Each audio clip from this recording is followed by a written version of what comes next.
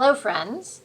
In this video, we are going to look at finding a Taylor series generated by this given function, x cubed minus 2x plus 4, and we're going to look at that Taylor series to be centered at the point x, or in this case, a equals 2. Now, in order to do this, we need the formula for the Taylor series. And this is I don't want to say recursive, but it's an iterative formula. So we're going to have the 0th derivative over 0 factorial, which just is f of a. And then that's no derivative, that's the original function. And then we have x minus a to the 0. Anything to the 0th power will give us 1. So we end up with that first term is just f of a. So then we have the first derivative at a divided by 1 factorial. That's what we end up having over here, f prime of a. And then we have x minus a to the first. And the pattern continues on. We have the second derivative of a over 2 factorial, x minus a squared. The third derivative of the function at a divided by 3 factorial. And then we have x minus a cubed. And this continues on iteratively for forever. So in order to generate this Taylor polynomial for this polynomial, oh my gosh, I wonder what our Taylor polynomial will look like. But in order to generate the Taylor polynomial, the first thing we need is we need the iterative derivatives as well as evaluating the derivatives at the point. So f prime of x is 3x squared minus 2. The derivative of 4 is 0. F double prime of x is 6x. The derivative of 2 goes to 0. The third derivative is just 6, and all derivatives below that would be the derivative of a constant 0. So we can only generate this Taylor polynomial up to 3 terms. So now we'll take each of those and evaluate them. F prime of 2, if I plug in 2, 3 times 2 squared minus 2 is 10. F double prime, the second derivative evaluated at 2, gives us 12. And the third derivative is constant. We end up with 6. So this is pretty simple of a problem. We're just going to set this up.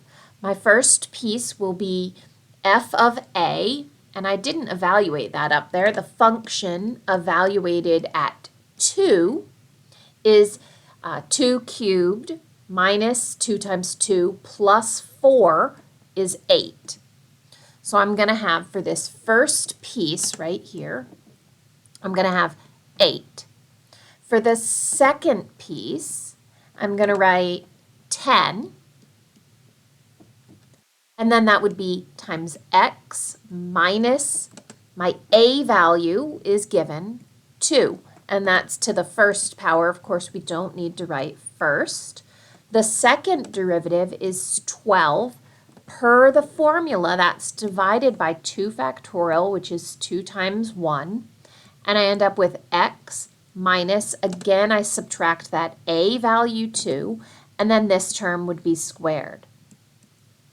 Plus, I will have 6 divided by 3 factorial. 3 times 2 times 1 is 6. And I have x minus, again, that 2 value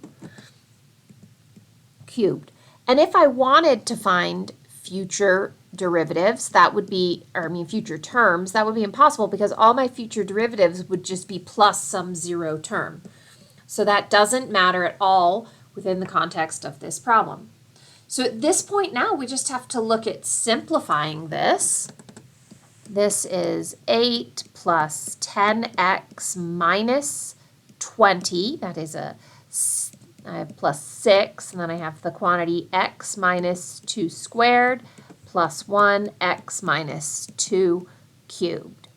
Now, we do have a little bit of algebra to do to continue working this problem out, but essentially if I multiplied the rest of this out, my Taylor polynomial out to 3 terms would be a cubic polynomial. You can see right here, this is x cubed, and we would have an x squared term. we would combine like terms, FOIL, we end up with x cubed minus 2x plus 4. So my Taylor polynomial, which it's only possible to develop up to the first 3 terms, to approximate my original function, hopefully you notice here that my Taylor polynomial matches my original function exactly. Why is that? Because I'm approximating a polynomial with a polynomial, and it's able for me to generate the exact original function. Okay, so Taylor polynomials are just a process. We use them to develop a function that we could use to approximate, essentially, if we had a very difficult function here. We could use a Taylor polynomial to approximate it on a small interval of convergence. In this case, if we tried to calculate the interval of convergence for this function to the original function, it would converge absolutely everywhere. I hope that helps clear up some questions about Taylor polynomials, and when you're taking or finding the Taylor polynomial of a polynomial function, it should match exactly. All right, thanks, and have a great day.